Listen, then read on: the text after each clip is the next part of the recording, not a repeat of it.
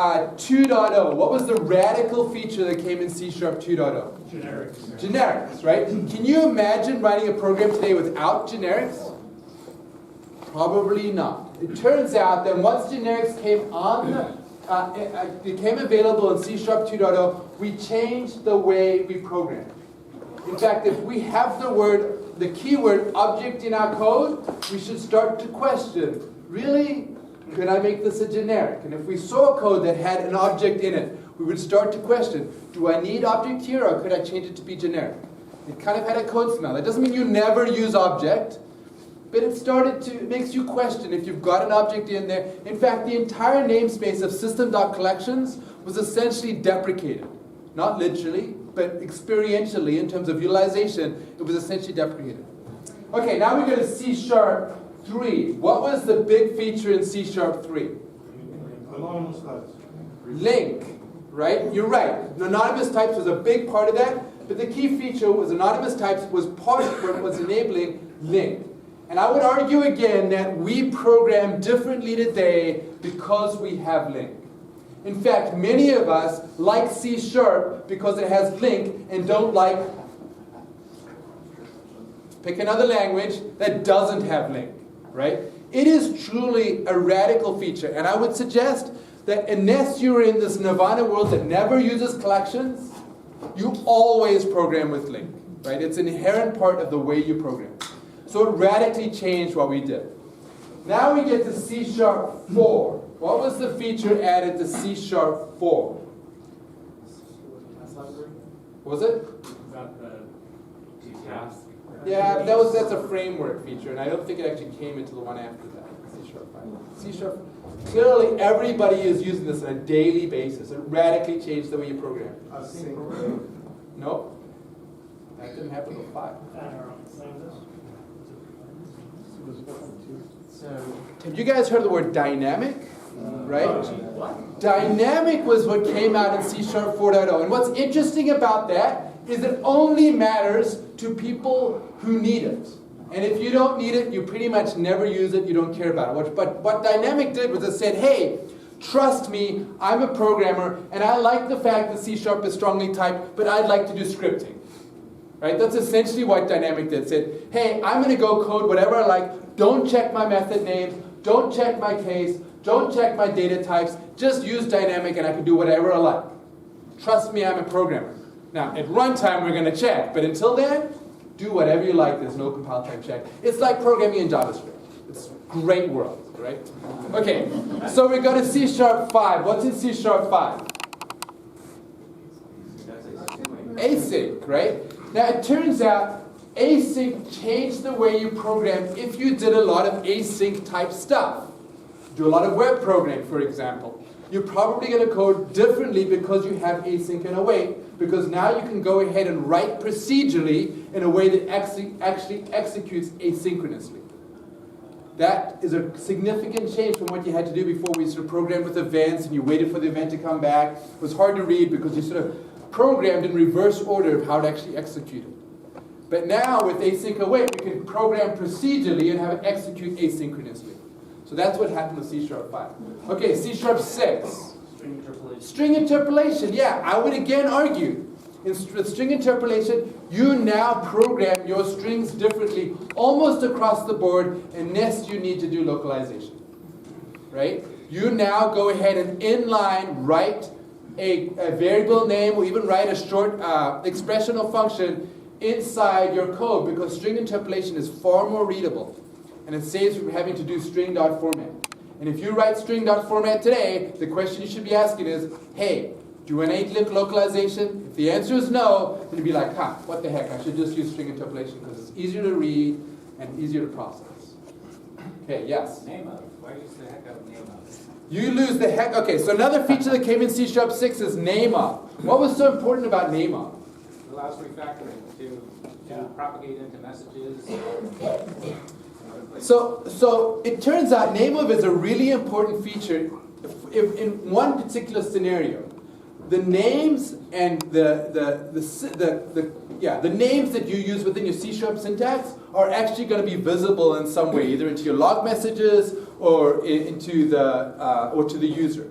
And if you look at a non-localization scenario, that makes perfect sense. You want to use name of because the actual names you use in your code are going to be rendered somehow into a string.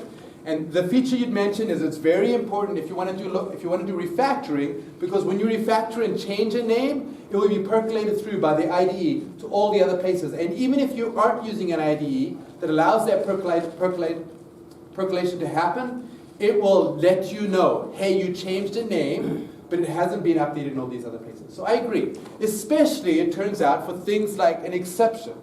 If you're going to throw an exception and you have to go identify which parameter was incorrect, it's way easier to use name of than go ahead and write in a magic string the name of the parameter and then have to rename it. Yes? This little question mark thing. Yeah, so you can also go ahead and do question marks. So the nullable operator basically says, hey, go ahead and do question mark period. If I go ahead and do that, then I'm basically saying, if it's null, then don't continue to execute the rest of this expression.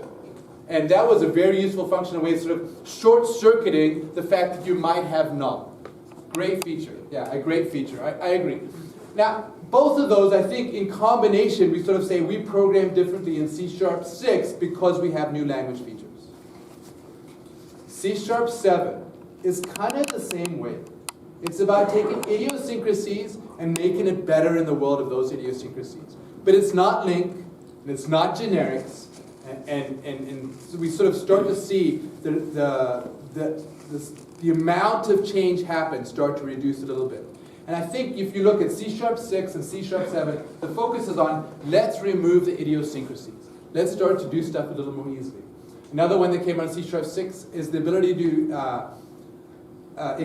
not have curly brackets after your methods, right? So you can go ahead and declare a method and just do a fat arrow and then go in and put an expression, right? That was something we couldn't do because there was the formality around C# that says, hey, when we declare a method, we have to go put curly brackets after the declaration of the header, and then we have to go implement the function. Now we can just do fat arrow and quickly put an expression in there. Okay, so with that in mind, let's start to think about C#. Oh, by the way, this is me. I've written a bunch of books and some other stuff that's not important. Okay, so this is all you need to know about C#7. And we're done. You guys can go.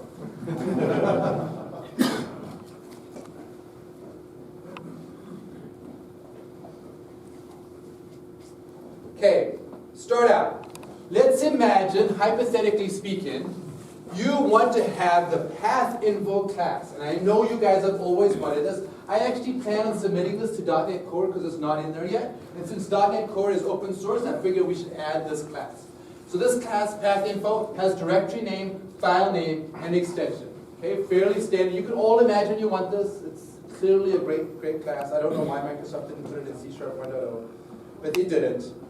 So next, if you want to verify, this doesn't count.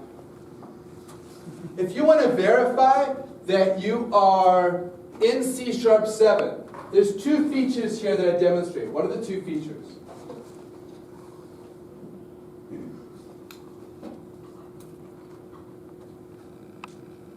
One shot at once. This is not hard. Source readability. First of all, you can go and put underscores between your digits. And it is very important that you don't have to worry about whether it's three digits, or 5 digits, or 1 digit. The only requirement is that you underscores between the first and the last digit, and you can go separate your digits by whatever random feature you would like. Why would you do that? It turns out that this is really important when you see the next feature, which is what? Is this big enough? Back room. You guys see? I didn't see yes. Let's start by that. And then let's go do this. How about now?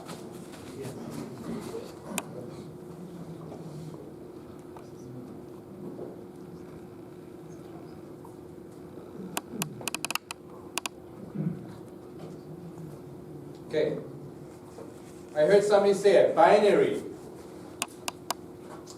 You can now have a binary literal.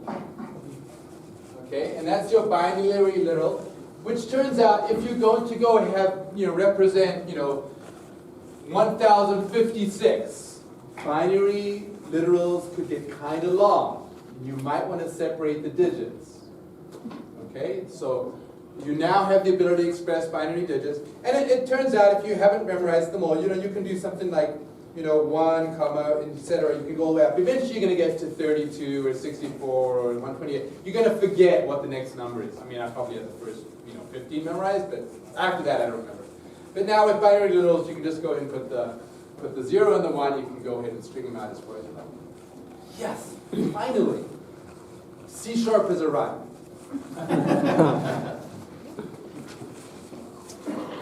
Next, let's imagine you declare a function called split path. Makes perfect sense. You've got path info, and you want to split the path. Okay, so you're going to go ahead and pass in a path, and you want to return the constituent parts of that path. You want to return the directory name, the file name, and the extensions. And so you're going to go declare a function like this. Yes?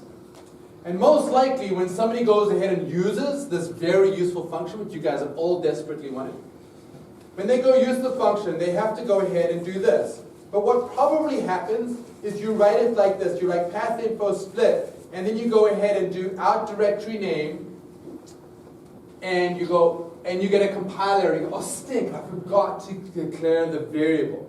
And so then you go back up to the top, and you go ahead and declare the variables that you're going to call in the function that returns out. Right? Now, I'm sure you guys never did this, but maybe the person sitting next to you has experienced this. And inevitably, if you're like me, you write the code, you write the call to the function, and you go back up and you redeclare the variables.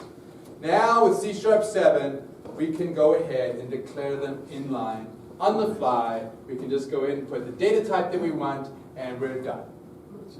Finally. Oh, finally, C# is right.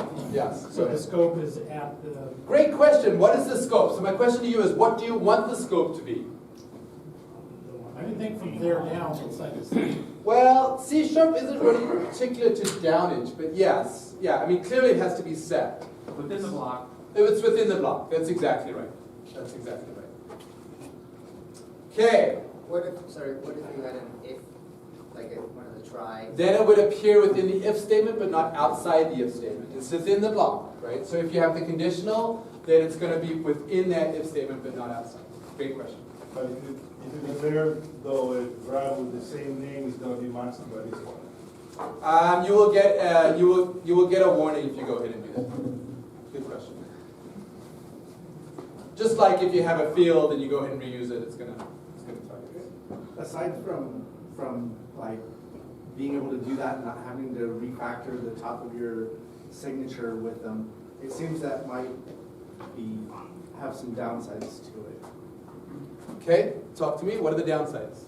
That's what I'm asking you. So there has to be a trade-off there, and I'm curious what trade-offs. I am not convinced that there's a downside to doing this. There are some features that you may choose not to use, and I can see why. But in this particular case, it is literally making it so I don't have to declare the variable beforehand.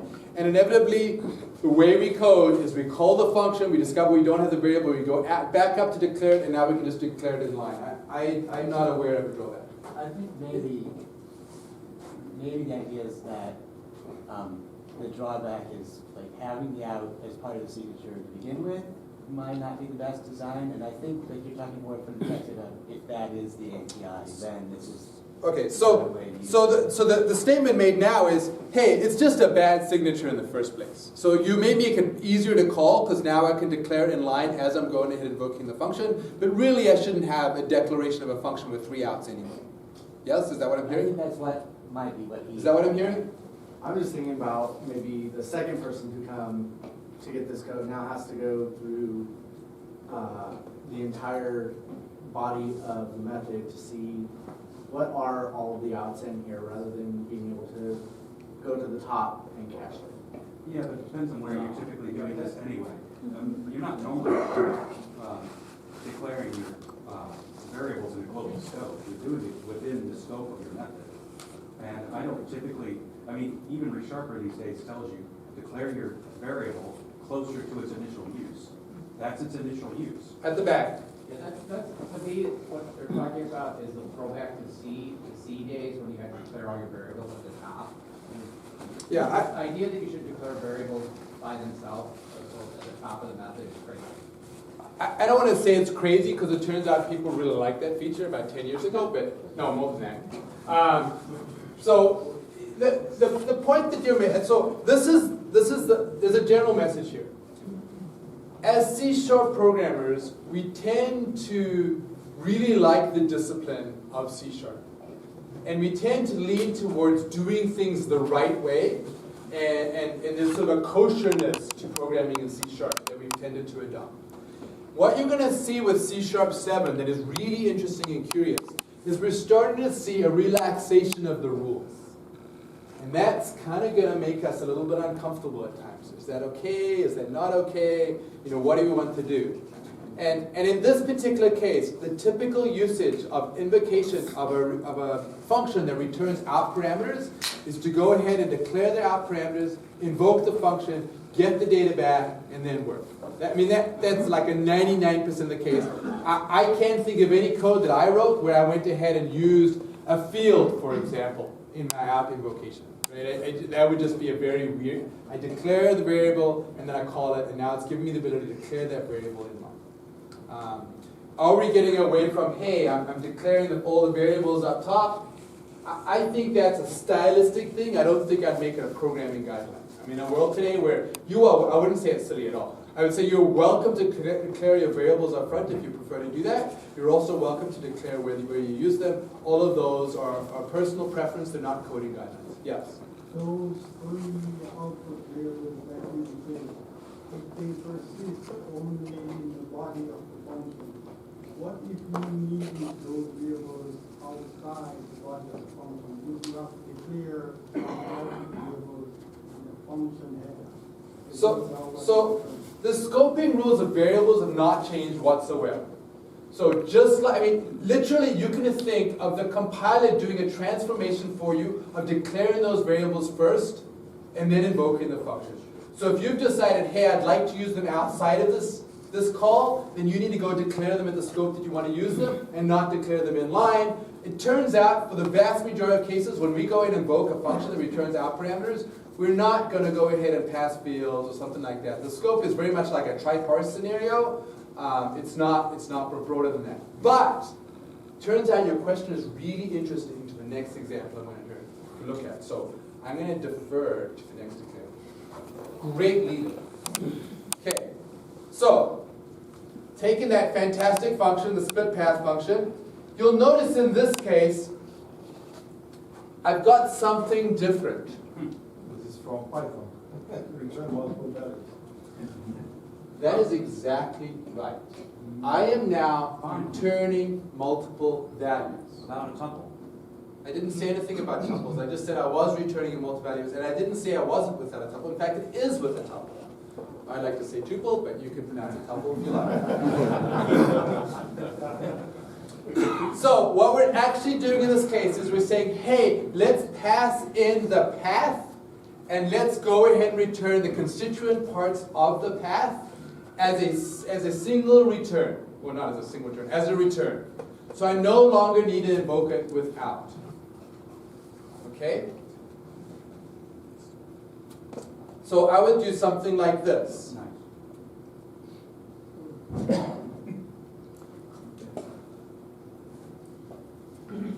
So it defines those variables for you at that point? No. So the question was, is it defining the variables for me? And the answer is no. Remember, this is inside path info, and I have three amazing properties inside my path info. I have directory name, file name, and extension, and I'm actually assigning those properties in my return. So I'm actually assigning it to the properties inside my class of path info. Yes? You don't need one. I don't need the last one extension. I have to create a dummy variable.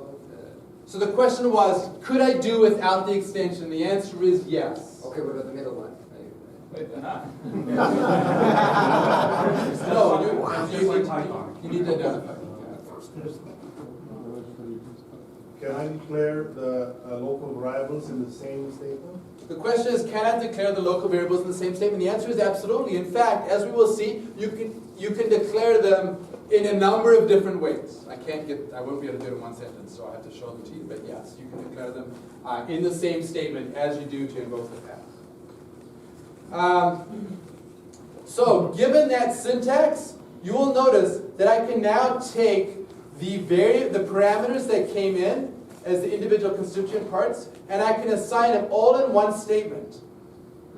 So now on the right-hand side, I have some magical syntax, which I will now introduce to you as tuple syntax. And on the left-hand side, I have another magical syntax, which I will again introduce you as tuple syntax.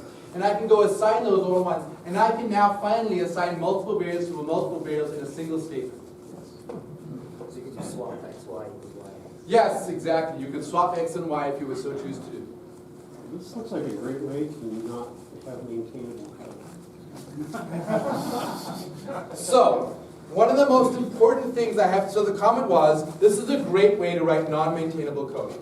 And my response is, if you don't like it, you should not use these features. I realize it's very insensitive, but the reality of it is, this is a very, very typical way to handle a constructor.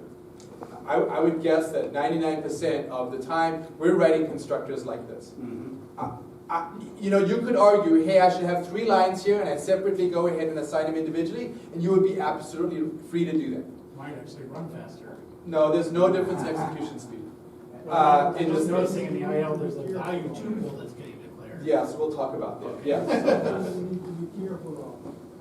Each variable, you have 3. The first variable on the left must be of the same type as the first variable on the right. Because if you have them of different types, they won't compile. So the question is, does type matter? And the answer is absolutely. And will the compiler tell you if you make a mistake? Absolutely. Sorry. Will the compiler tell